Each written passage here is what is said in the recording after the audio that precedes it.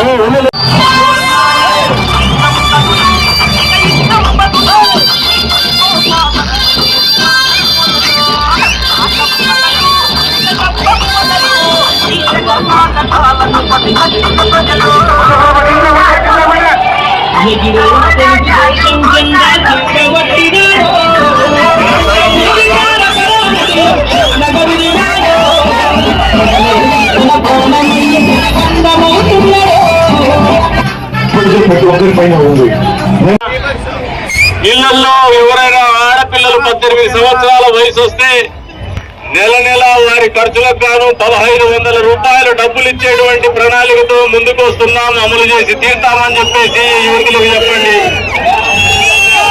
చదువుకున్నటువంటి పిల్లలు మా ఇళ్లలో ఉంటే, గ్రాడ్యుయేషన్ చేసుకున్న పిల్లలు ఏదన్నా ఉద్యోగం రాక నిరుద్యోగం బారిన పడి ఉంటే, జగన్మోహన్ రెడ్డి అయితే గంజాయి దగ్గరికి తీసుకొచ్చినాడు, మత్తు మందుల దగ్గరికి తీసుకొచ్చినాడు. మేమైతే 3000 రూపాయలు వాళ్లకు ప్రతి నెల జోము ఖర్చులకు ఇచ్చి వాళ్ళ ఆత్మస్థైర్యాన్ని నింపి భవిష్యత్తును బంగారంగా చూపించి వాళ్ళందరి జీవితాన్ని తీర్చిదిద్దేటువంటి బాధ్యత చంద్రబాబు నాయుడు గారు యువగలం పేరు మీద తీసుకుంటున్నామని చెప్పేసి వాళ్ళకి తెలియజెప్పమంటున్నాను.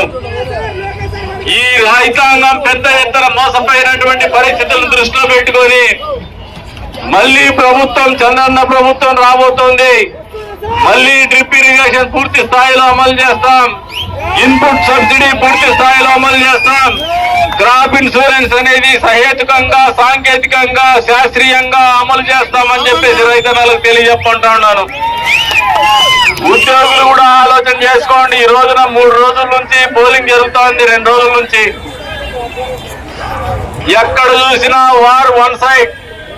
సైకిల్ గుర్తుకు ఓట్లేసి 100 ఓట్లు పోలైతే 90 ఓట్లు తెలుగుదేశం పార్టీకి పోలైతున్నాయి. ఉద్యోగులు అంటే ఆలోచన చేసుకోండి. ఉపాధ్యాయులు గాని, ఉద్యోగులు గాని ఈ ప్రభుత్వం మీద ఎంత వ్యతిరేకత ఉన్నారు.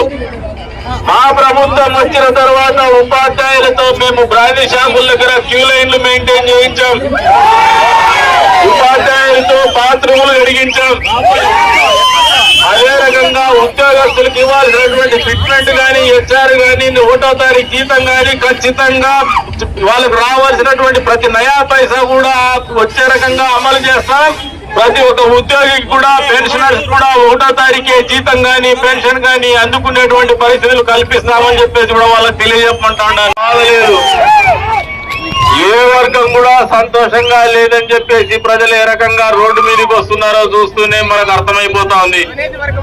పాపం ఏం చేస్తాడో ఈ జగన్మోహన్ రెడ్డి, వాలంటీర్లను అడ్డం పెట్టుకొని పెన్షన్ కట్ చేస్తాడేమో మేము రోడ్డు మీదకి వస్తే.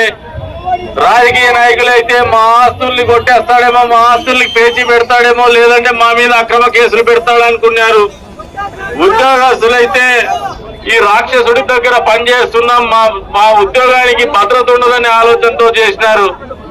ఒక్కసారిగా భారత రాజ్యాంగం రచించినటువంటి భారతీయులు ఆలోచన చేసినటువంటి ప్రజాస్వామ్య వ్యవస్థలో భాగంగా ఎన్నికలు వచ్చేసరికి ప్రజల్లో ఉన్నటువంటి అసహనం, ప్రజల్లో ఉన్నటువంటి కోపం, ప్రజల్లో ఉన్నటువంటి బాధ, ఈ ప్రభుత్వం మీద వ్యతిరేకత అన్నీ కలిసి రోడ్డు ఎక్కినాయి. వాస్తవమా కాదా?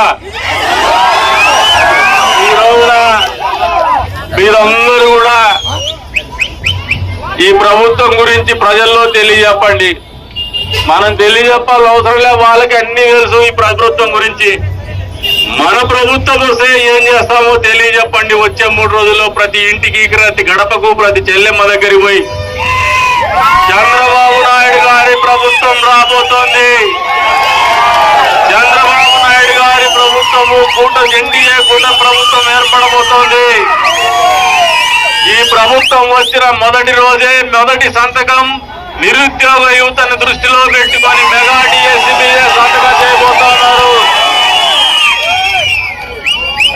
ఏదైతే మహిళా మండలు మోసపోయినటువంటి పరిస్థితులను దృష్టిలో పెట్టుకొని మహిళా శక్తి పేరు మీద పెరిగినటువంటి నిత్యావసర వస్తువుల ధరలను దృష్టిలో పెట్టుకొని ఉచితంగా 3 గ్యాస్ సిలిండర్లు ఇచ్చేటువంటి కార్యక్రమం అమలు చేస్తున్నాం. మా చెల్లెమ్మలకు, మా ఇళ్లలో ఆడవాళ్ళకు చెప్పమని చెప్పేసి మీ అందరూ కూడా తెలియజెప్తూ ఉన్నాను. ప్రేమ, అభిమానానికి నేను రుణం చెల్లించుకున్నటువంటి వాడిని, ఆయన తీర్చుకున్నటువంటి వాడిని అయితే ఆలోచనతోనే బతుకుతున్నాను. కాబట్టి మీరు మీరు అడుగుతున్న వాటికంటే ఇంకా పెద్ద పనులే మంచి పనులు నేను చేసి మేము ముందుకు వస్తాను మళ్ళీ అని చెప్పేసి కూడా ఈ సందర్భంగా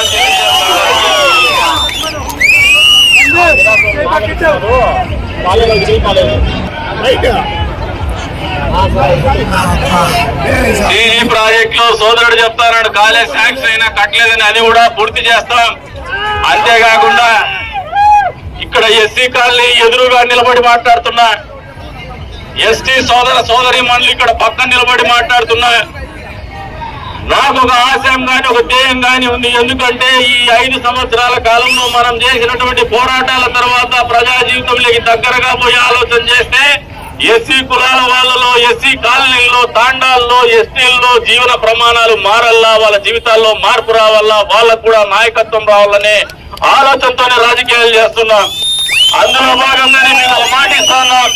మా మొట్టమొదటి ఆలోచన ఎస్సీ కాలనీలో మౌలిక సదుపాయాలంటే రోడ్లు, డ్రైనేజు, వీధి దీపాలు, తాగునీరు అనేది యుద్ధ ప్రాతిపదిక మీద ఏ పని చేయకపోయినా మొదటి సంవత్సరంలో ఈ నియోజకవర్గంలో ఉన్నటువంటి ప్రతి ఎస్సీ కాలనీలో కావచ్చు, ఎస్టీ తాండాల్లో కావచ్చు రోడ్లు పూర్తి చేస్తాం, డ్రైనేజీలు పూర్తి చేస్తాం, వీధి దీపాలు అమరుస్తాం, అంతే స్థాయిలో తాగునీటి అవసరాలు తీరుస్తామని చెప్పేసి కూడా ఈ వేదిక మీద నుంచి మీ అందరికి కూడా తెలియజేస్తా ఉన్నాను. అంతేకాదు గిరిజనుల్లో మీరు ఒకసారి ఆలోచన చేసుకోండి. గ్రామాల్లో సర్పంచులు అయితే ఎన్నిక కాబడినారు, కానీ ఎన్నిక కాబడినటువంటి సర్పంచులకు నిధులు లేవు, అధికారాలు లేవు. గ్రామాలు లేకపోతే మొన్న మా సర్పంచ్ని పైన వైరు మార్పించలేదని మాట్లాడుతూ ఉన్నాడు. ఏ డబ్బులు ఉన్నాయని చెప్పేసి అడుగుతున్నావా? పోయి మీ జగనన్నను పోయి అడుగుపో, జగన్మామయ్యని పోయి అడుగుపో అని చెప్పేసి చెప్తా ఉన్నాం. వాళ్ళ డబ్బులు కూడా దోచేసుకొని ఈయనేదో బటన్ నొక్కే కార్యక్రమం చేసినాడంట. అంటే స్థానిక మహాత్మా గాంధీ ఏదైతే కలలు కన్నాడో గ్రామ స్వరాజ్యం కావాలా, గ్రామాలే పట్టుకొమ్మలు దేశానికనే ఆలోచనతో స్థానిక సంస్థలకు నిధులు ఇచ్చి ఆ గ్రామాలు అభివృద్ధి చెందాలనే ఆలోచనతో రూపకల్పన చేసినటువంటి కార్యక్రమాన్ని మొత్తం కూడా నిర్వీర్యం చేసినటువంటి ఘనత జగన్మోహన్ రెడ్డికి దక్కుతుందని ఈ సందర్భంగా మీకు అందరికీ కూడా తెలియజేస్తా ఉన్నాను.